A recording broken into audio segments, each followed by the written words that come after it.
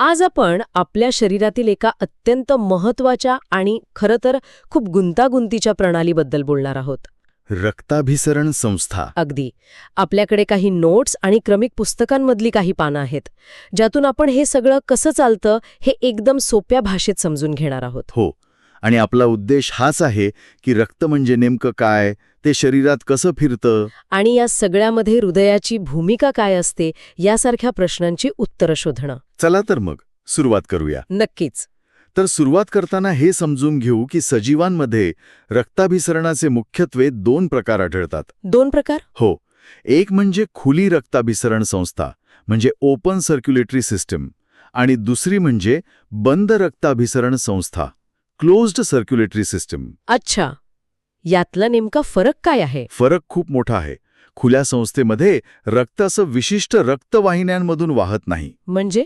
ते थेट शरीराच्या पोकळीत पसरतं. उदाहरणार्थ झुरळ आणि गोगलगाय यांसारखे कीटक. म्हणजे त्यांचे अवयव रक्ताच्या डोहात बुडाल्यासारखे असतात. अगदी तसंच.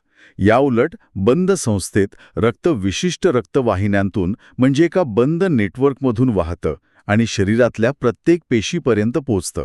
जसं की आपल्या माणसांमध्ये. हो, मानव, मासे, बेडूक या सगळ्यांमध्ये बंद संस्था आढळते.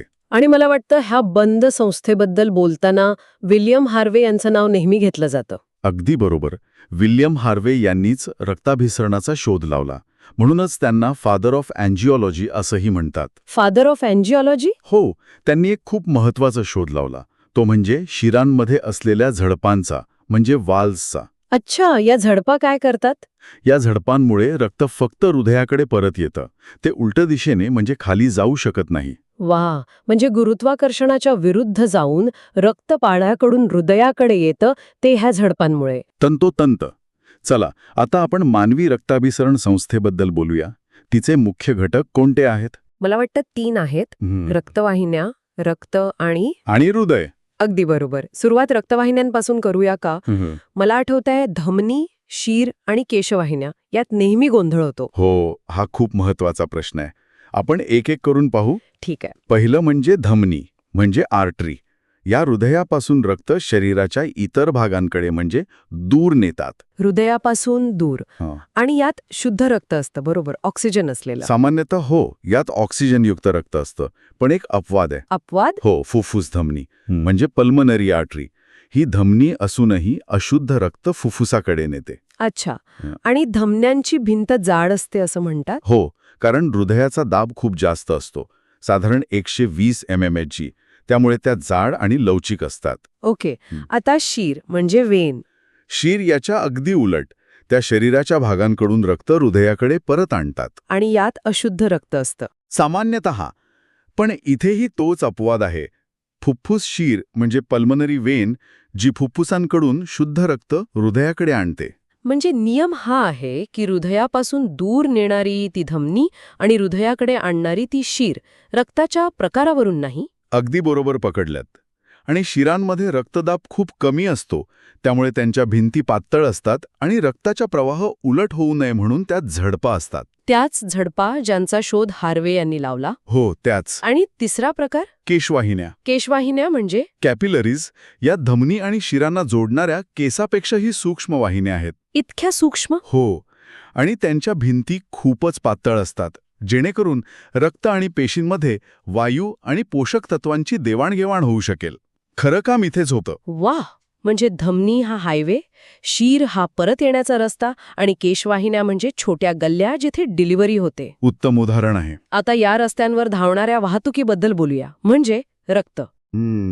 रक्तामध्ये साधारण 55% भाग हा प्लाझ्मा नावाच्या द्रवाचा असतो. प्लाझ्मा. तो पिवळसर असतो ना? हो. तो पिवळसर रंगाचा असतो आणि त्यात 90% पाणी, 60% प्रथिने आणि 3% इतर घटक असतात. आणि ही प्रथिने काय करतात? यात अल्ब्युमिन, ग्लोब्युलिन आणि फायब्रिनोजिन ही मुख्य प्रथिने आहेत, जी शरीराचा समतोल राखायला आणि रक्त गोठवायला मदत करतात. अच्छा. आणि उरलेले 45% भाग? तो असतो रक्तपेशींचा, ब्लड सेल्स. त्यात 3 प्रकार येतात, बरोबर? लाल, पांढऱ्या आणि रक्तपट्टिका म्हणजे प्लेटलेट्स. आपण लाल रक्तपेशींपासून म्हणजे आरबीसी पासून सुरुवात करूया. नक्कीच. या गोलाकार आणि द्विअंतर्वक्र म्हणजे बायकन्केव्ह असतात. त्यांचं मुख्य काम आहे हिमोग्लोबिनच्या मदतीने ऑक्सिजन वाहून नेणे. आणि रक्ताला लाल रंग याच हिमोग्लोबिनमुळे येतो, ज्यात लोह असतं. अगदी. या पेशी साधारण 127 दिवस जगतात आणि प्लीहा म्हणजे स्प्लीनमध्ये नष्ट होतात. म्हणूनच प्लीहाला लाल रक्तपेशींचे श्मशान म्हणतात. न्यूट्रोफिल्स, लिम्फोसाइट्स हे त्याचे काही उपप्रकार. म्हणजे आपल्या सैन्यात जसे वेगवेगळे विभाग असतात तसे. अगदी तसंच. आणि तिसरा प्रकार म्हणजे रक्तपट्टिका, प्लेटलेट्स. या जखम झाल्यावर रक्त गोठायला मदत करतात. बरोबर. कुठेही जखम झाली की या तिथे गोळा होऊन एक जाळं तयार करतात आणि रक्तस्राव थांबवतात. काय अफलातून व्यवस्था आहे. आणि या सगळ्या प्रणालीचं केंद्र म्हणजे आपलं हृदय. ते कसं काम करतं? मानवी हृदय हे एक पंपिंग स्टेशन आहे. खरं तर एक दुहेरी पंपिंग स्टेशन आहे. दुहेरी? हो. त्याचे 4 कप्पे आहेत. 2 अलिंद आणि 2 निलय. उजव्या भागात शरीरातून आलेलं अशुद्ध रक्त येतं आणि डाव्या भागात फुफ्फुसांकडून आलेलं शुद्ध रक्त. आणि मग ते पंप होतं. हो. उजवा भाग अशुद्ध रक्त फुफ्फुसाकडे पंप करतो आणि डावा भाग शुद्ध रक्त संपूर्ण शरीराला पंप करतो.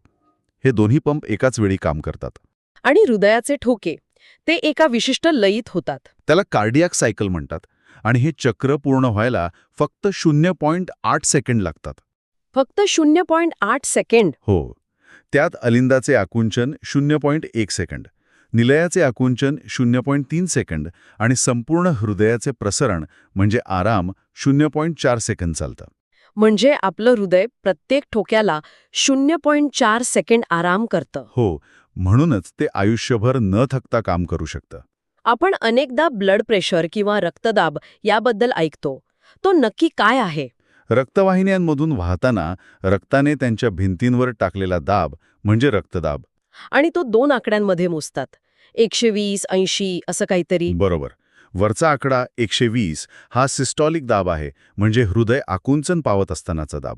आणि खालचा आकडा 80 हा डायस्टॉलिक दाब आहे, म्हणजे हृदय प्रसरण पावत असतानाचा किंवा आराम करत असतानाचा दाब. कमी असलं की हायपोटेन्शन. या नोट्समध्ये अजून एका संस्थेचा उल्लेख आहे. लसिका संस्था म्हणजे लिम्फॅटिक सिस्टम. हो. ही रक्ताभिसरण संस्थेला समांतर काम करणारी एक पूरक संस्था आहे. ती काय करते? केशवाहिन्यांमधून जे काही द्रव्य पाझरतं त्याला लसिका किंवा लिम्फ म्हणतात. अच्छा. ही संस्था तो सगळा पाझरलेला द्रव गोळा करते, तो गाळते आणि परत रक्ताच्या प्रवाहात सोडून देते. यात पांढऱ्या रक्तपेशी असतात, त्यामुळे ही आपली रोगप्रतिकारशक्ती वाढवते. म्हणजे एक प्रकारची स्वच्छता आणि संरक्षण प्रणाली. अगदी. तर आज आपण रक्ताभिसरण संस्थेचं कार्य किती पद्धतशीरपणे चालतं हे पाहिलं. हो. खुली आणि बंद संस्था, रक्तवाहिन्यांचे प्रकार, रक्तातील विविध पेशींचं महत्त्व आणि हृदयाचं अथक कार्य या सगळ्याबद्दल आपण खूप सविस्तर माहिती घेतली. हे अगदी खरं आहे. ही एक अशी प्रणाली आहे जी जन्मापासून मृत्यूपर्यंत एका क्षणासाठीही न थांबता काम करत राहते. अगदी. पण जाता जाता माझ्या मनात एक प्रश्न येतोय. विचारा ना. आपण पाहिलं की हृदयाचं कार्य पूर्णपणे स्वयंचलित आणि लयबद्ध आहे. त्याला मेंदूकडून थेट चालू हो किंवा बंद हो असे आदेश येत नाहीत. बरोबर आहे. मग भीती, आनंद किंवा राग यांसारख्या तीव्र भावनांचा आपल्या हृदयाच्या ठोक्यांवर इतका थेट आणि तीव्र परिणाम का होतो? अचानक ठोके का वाढतात? हा खूपच सुंदर आणि खोल प्रश्न आहे. काय वाटतं तुम्हाला? याचं उत्तर आपल्या शरीराच्या आणि मनाच्या अतूट नात्यात दडलेलं आहे. हृदय जरी स्वयंचलित असलं तरी ते आपल्या भावनिक अवस्थेशी हार्मोन्स आणि चेतासंस्थेच्या माध्यमातून जोडलेलं आहे. अच्छा. आपल्या भावना या केवळ मानसिक नसतात, त्या शारीरिकही असतात. याचं हृदय हे सर्वात मोठं उदाहरण आहे.